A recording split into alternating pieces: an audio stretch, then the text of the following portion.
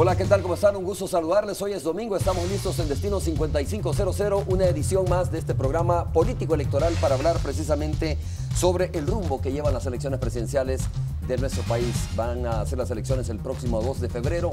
Ya conoceremos más o menos al filo de las 9, 10 de la noche. Ojalá no se pueda saber quién es el próximo presidente de la República de nuestro país. Están con nosotros y ahora voy a comenzar por los estudiantes de la Universidad de El Salvador. En su mayoría están aquí con nosotros. Muchas gracias. Un aplauso, muchachos. Gracias por estar con nosotros. Bienvenidos. Van a ser ustedes los encargados también de cuestionar, de preguntarle a nuestros invitados y les comento de quiénes se trata. Está con nosotros Walter Raudales, director del periódico Siglo XXI. A quien le doy la más cordial bienvenida. Walter, además de eso, escritor, ¿no? Muchas gracias, Walter, por estar con nosotros. Muy metido en el tema político, en la política también. Política partidaria, electoral. Bienvenido, Walter. Gracias, Romeo. Buenas noches. Bueno, analista y columnista también, Giovanni Galeas está con nosotros. Giovanni, muchas gracias por acompañarnos. Bienvenido. Gracias por asistir a la invitación. Muchas gracias, muchas gracias. Ramón Villalta, director ejecutivo de Iniciativa Social para la Democracia. Ramón, muchas gracias también por acompañarnos. Gracias por la invitación. Bueno, y ustedes se preguntan, ¿de qué vamos a hablar ahora? Vamos a hablar precisamente sobre la agenda mediática, ¿no? De cómo los medios de comunicación están dando cobertura a este proceso electoral. La equidad, ¿por qué no? Porque los medios de comunicación manejan esto. Si es correcto, si es de alguna manera ético, digamos, y si es normal que un medio de comunicación, tenga su línea editorial, pero al mismo tiempo en su página de noticias haga la diferencia, ¿no? Y a veces dicen, se confunde la línea editorial con el contenido noticioso que tiene un medio de comunicación. Pero de todas formas, creo que es un tema muy interesante. Vamos a hablar también sobre el inicio de la campaña electoral. Hay cosas que se están dando dentro del marco o del inicio de la campaña electoral muy interesantes. Pero comenzamos contigo, Giovanni, conociendo tu opinión sobre esto. ¿Cómo estás viendo tú el manejo que están haciendo los medios de comunicación, que estamos haciendo, obviamente, los medios de comunicación, respecto al tema de las elecciones y la cobertura? ¿Y qué tanto le interesa de verdad esto a la gente? Mira, creo que el manejo que hacen, o la cobertura, la calidad de la cobertura que hacen los medios de comunicación ahora en esta campaña está en relación directa a la calidad alcanzada por los medios de comunicación salvadoreños hasta ahora. Es decir, no hay diferencia entre cómo los medios cubren la realidad nacional fuera de las campañas políticas, hasta dónde han llegado, y cómo cubren la campaña electoral. Lo que quiero decir es que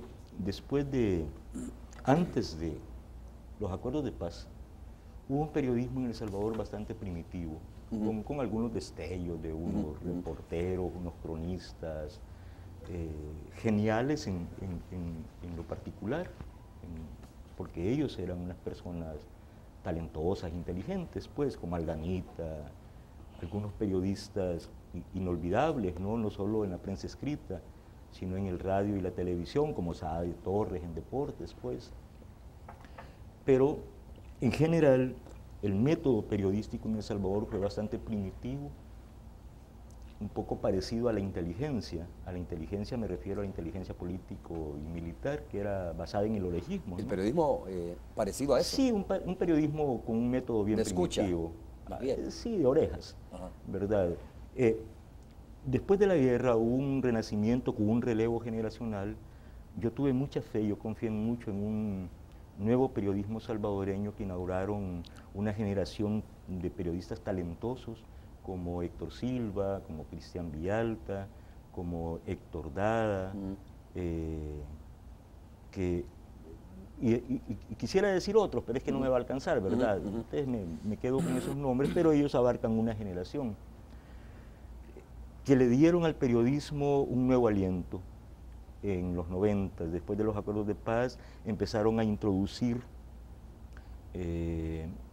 ya ese género prácticamente desconocido anteriormente en El Salvador, como era la crónica en su plenitud, la crónica periodística, y empezaron a introducir nuevas temáticas, muchas nuevas temáticas.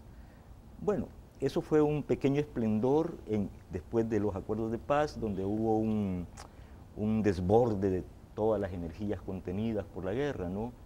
Y entonces se abrieron cafeterías, bares, donde se encontraban generales con comandantes guerrilleros, como La Luna, como el Bar del Viejo, La Ventana, y fue un momento así. de mucha riqueza, ¿no? Donde se contaron muchas historias, muy bien contadas además. Yo tuve la esperanza que esto se iba a sostener, pero... No. Ahora, termino, a ver, ¿estás defraudado? ¿Estás diciendo de esta generación de periodistas? No. Porque cuando dices tuve la esperanza, estoy siendo realista. Que, me imagino no estás muy contento. O sea, la cobertura llega hasta donde llega la evolución del manejo del método periodístico en un determinado país, y esto tiene que ver directamente con la cultura democrática en general, nacional. Nosotros estamos consolidando una democracia joven, no estamos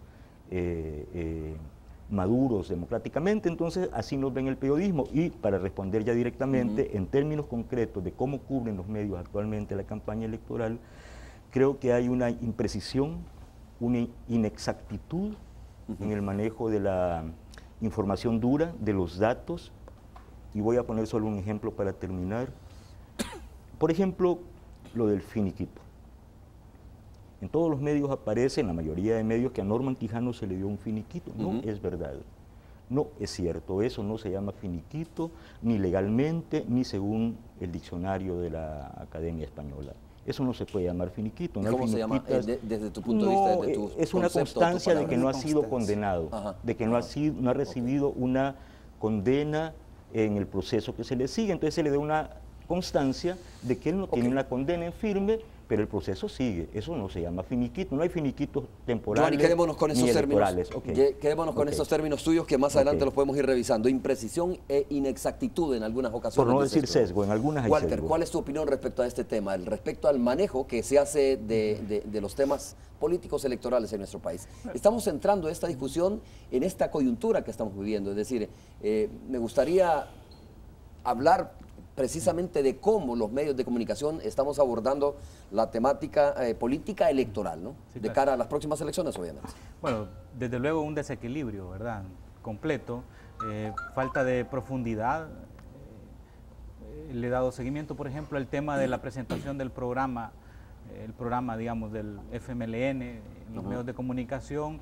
En la mayoría, aquí quiero hacer la diferencia, no se fue a fondo, digamos, de cuáles eran las propuestas. Ninguno, bueno, los otros programas no se han conocido todavía de los otros partidos, pero el partido que ha presentado un programa preciso, que es el FMLN, los medios no lo han profundizado, es decir, a darle a sus lectores o a sus televidentes o radioescuchas a profundidad qué es lo que plantea ese plan de programa. ¿Por qué razón crees tú? ¿Por falta de espacio, por desidia, porque hay un manejo? No, porque hay un manejo oscuro de ocultarlo, ¿no? De que no se sepa.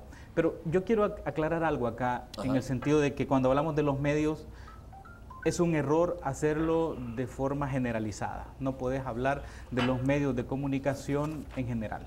Yo creo que en este caso, políticamente y electoralmente, el tratamiento que los medios de comunicación le dan a este tema, tenemos que hacer la diferencia. Y no podemos meterlos todos en un solo saco porque es un error. Creo que habría que hacer la diferencia. Si tú ves, por ejemplo, el Diario de Hoy, matutino de extrema derecha, ¿verdad? Por 5 días atacó al profesor Salvador Sánchez Serén, que tiene familias en el gobierno, y a otro diputado, ¿no?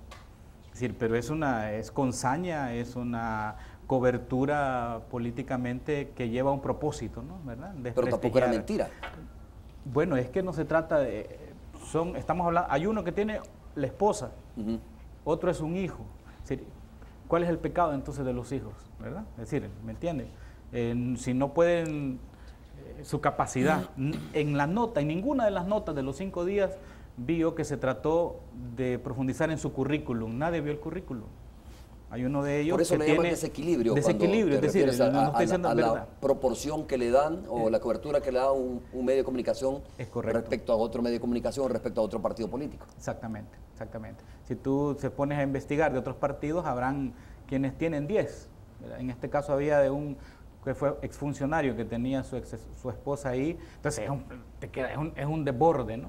Pero al ir a fondo a cada uno de los medios, yo creo que para hacer un análisis verdadero, tienes que ir al origen y la propiedad del medio. O sea, no puedes hacer un análisis de los medios de comunicación y la cobertura política si no vas a la profundidad, a decir quién es el propietario de este medio de comunicación. Te voy a poner 2 casos. Por ejemplo, La 102.9. La 102.9 es un medio de comunicación propiedad del expresidente Saca. Entonces, la mayoría de los programas que estén ahí van a tener cierta inclinación y cierta incidencia, ¿verdad? En esta candidatura, ¿verdad? Si ponemos, por ejemplo... ¿Lo mismo hace la Mayavisión, por ejemplo? La Mayavisión, por ejemplo, son medios de comunicación que... Entonces la pregunta es, ¿valedero eso o no es valedero? ¿Es válido? Es que el tema es cómo tú manejas la información.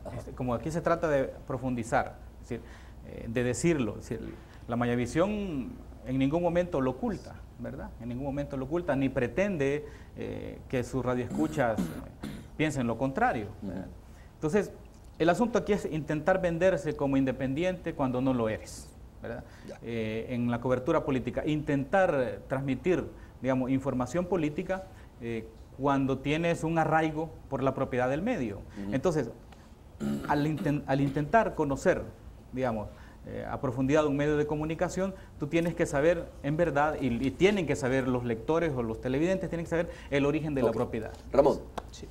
Bueno, yo creo que hay estudios de la elección del 2009, uno lo hicimos nosotros, de la cobertura mediática que hicieron 5 importantes medios de comunicación, entre ellos Canal 12, el noticiero de Canal 12, y otro estudio que lo realizó la Unión Europea.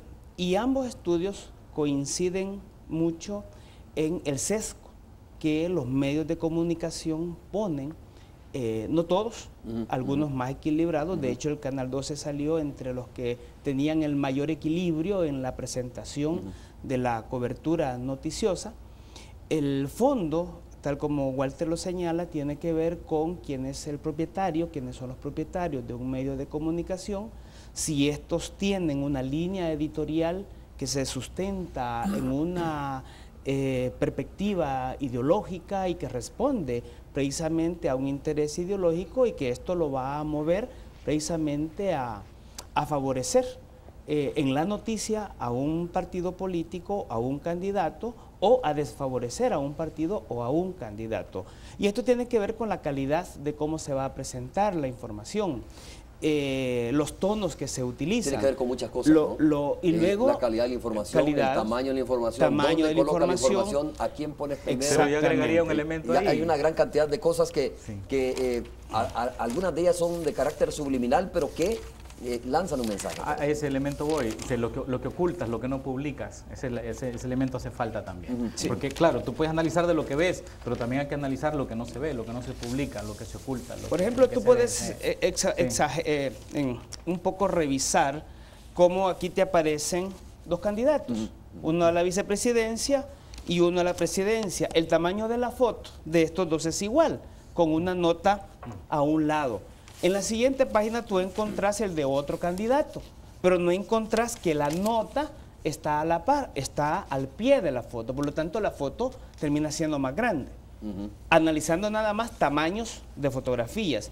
Si luego tú te vas a revisar de cuántos candidatos se está produciendo información, uno pareciera que existen solamente 3 candidaturas y no existen 2 candidatos que han manifestado, que todavía no se han inscrito, pero que han manifestado claramente el interés de participar. El Partido Salvadoreño Progresista y Fraternidad... ¿Deberían incluirse, según tú, en la misma proporción, o darles la misma, en la misma proporción a Claro, estos? en el criterio de independencia y de objetividad de un medio de comunicación, y en el marco desde el punto de vista democrático, de la oportunidad que yo como medio, en la cobertura mediática, debo de ofrecerle a todos los candidatos, debo de ofrecerle la misma cantidad de espacios, ¿sí? Los mismos tonos, etcétera. Pero yo solo agrego un detalle. El punto es que en esta elección y en cualquier otra, no solo tiene que ver con los candidatos, sino que tiene que ver con otros temas. Y lo que tú señalabas, a veces se publica algo que es verdad. Lo que pasa es que esa verdad, depende cómo la presentas, te da una idea distinta. Cito el ejemplo nada más del Fomilenio. Cuando en Estados Unidos, el día que se dice se aprueba el Fomilenio, entonces estás hablando de más de 250 millones que El Salvador va a recibir, pero un periódico como lo publicó, El Salvador pondrá 70 millones para el Fomilenio, entonces parece algo negativo. Está diciendo una verdad, pero de una manera muy distinta. Sí, mira, a mí me parece importante entender algo. Hay tres tipos de análisis. Puedes hacer un análisis de tres maneras. Una es por personas, es decir, quién es el dueño de ese periódico, quién es el propietario y a qué idea responde. Este análisis por persona es bastante primitivo. Bueno, no es primitivo, va en la lógica del capital, es decir, tienes que entrar en la lógica del capital. Esta persona es afortunada y por lo tanto es malo, bueno, en fin, es anticomunista o es comunista y entonces por lo tanto, si hablamos de don Enrique Altamirano vamos a decir que es de ultraderecha y si hablamos de Ignacio Ramonet vamos a decir que es de ultraizquierda y me fui a París, pero pude decir Francisco Valencia, vamos a decir que es de ultraizquierda. Entonces, bueno, ese es un análisis primitivo, es decir que podemos analizar por personas, dueños de medio. Creo que se puede hacer y hay libertad de hacerlo, cualquiera puede hacerlo, claro que sí. Hay otro nivel de análisis, un poco menos primitivo, que es analizar por coyunturas. Ese periódico en particular, el Diario de Hoy, dijo respecto a dos funcionarios internacionales que habían dicho lo que no dijeron. Les trastocaron la información en un punto muy concreto, muy sensible, para atacar al gobierno. Y el presidente Funes dijo lo que los funcionarios pidieron al Diario de Hoy que corrigiera ese error, porque ellos no habían dicho tal cosa. Bueno, esa era una mentira flagrante. Entonces puedes agarrar esa coyuntura. Por personas, por coyunturas. Sí, coyuntura y decir, entonces hacer todo un análisis extensivo a partir de esa coyuntura. Claro, las coyunturas se repiten y ha habido, como el finiquito, como lo del Fomilenio, ¿verdad? Otras coyunturas parecidas. Puedes ir haciendo análisis por coyuntura, no deja de ser primitivo. Hay un análisis más interesante que es por procesos. Es decir, cuando tú homologas la evolución del periodismo en El Salvador, según la aplicación del método, pero en relación a la cultura democrática de El Salvador, hay un código deontológico. Estas cosas que Ramón señalaba, de dónde está la foto, los tamaños, no son voluntad del dueño. No son capricho a la coyuntura, a lo que se le ocurrió al jefe de edición. ¿Y son qué entonces? Bueno, es que no hay respeto por un código deontológico, no hay respeto por una cultura democrática en general que te lleve a aplicar un método periodístico balanceado. Se trata de balance, nada más, perdón. Sí. Yo creo que, mira, en comunicación y en periodismo no hay nada ingenuo. O sea, es mentira pensar de que no tiene nada que ver el propietario del medio con la cobertura que haga el periodista o con el enfoque que le dé determinado programa. Yo creo que depende mucho de eso del nivel de democracia que tenga un país realmente, ¿no? Realmente sería demasiado ingenuo. Los medios de comunicación están incluidos en la lógica del mercado. Son empresas que tienen que funcionar y para que funcionen necesitan ser rentables y para ser rentables necesitan anunciantes. El medio de comunicación le ofrece al mercado, a la gran empresa, le ofrece consumidores, le ofrece televidentes que pueden consumir. Entonces eso no lo puedes dejar de ver, ni tampoco es primitivo, eso es más moderno que la misma modernidad, ¿no? O sea, es decir, no puedes decir que analizar a los propietarios de los medios es un análisis primitivo, eso es ilógico pensarlo. Es decir, ¿por qué? Porque tú no puedes dejar de ver ese enfoque. Es decir, que se tiene que ver en un proceso, bueno, veámoslo en un proceso, pero yo no puedo dejar de ver de quién es este medio de comunicación y qué lógica lleva. ¿Cómo funciona esto en otros países a nivel internacional? Siempre en cualquier parte del mundo alguien es dueño de algo, ¿no? De un medio de comunicación, de una radio, de una televisora. No podemos decir que todos esos tienen una inclinación y que, bueno, están buscando desde su lógica como empresarios o como dueños inclinar la balanza, ¿o sí? Romeo, funciona sencillamente porque un periódico como el Post, el Washington Post o el New York Times tendrán y tienen de hecho una afinidad política o con los republicanos o con los demócratas, en los Estados Unidos me refiero, periódicos pero en su parte grandes, editorial, porque ahí es otra cosa. En efecto, sus dueños obedecen, sus juntas directivas tienen afinidad o con los demócratas o con los republicanos, pero hay un cuerpo de periodistas que conocen su profesión, que respetan su profesión, que tienen ética profesional, que independientemente a lo que sus dueños quieran o no quieran, hacen investigaciones como el Watergate. Y ahí tienes a estos periodistas, se me fueron los nombres, los famosos del caso Watergate, ¿no? Caso aquel de Garganta Profunda, que hacen la investigación y van a fondo y tumban un gobierno de los Estados Unidos. Eso independientemente a lo que el Washington Post tenía como afinidad política, sus dueños, su junta directiva. Esto es porque los periodistas, los reporteros, están en el contexto de una cultura democrática mucho más madura que la nuestra.